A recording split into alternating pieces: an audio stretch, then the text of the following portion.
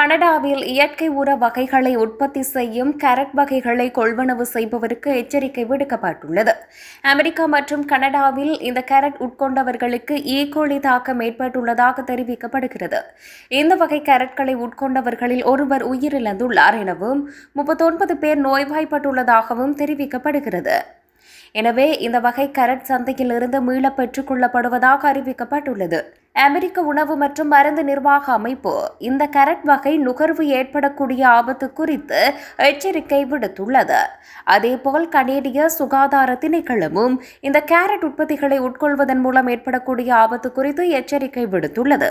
கனடாவிலும் அமெரிக்காவிலும் விற்பனை செய்யப்பட்டு வரும் இயற்கை செய்கையின் மூலம் உற்பத்தி செய்யப்படும் கேரட் வகைகளில் இவ்வாறு நோய் தொற்று தாக்கம் காணப்படுவதாக எச்சரிக்கை விடுக்கப்பட்டுள்ளது.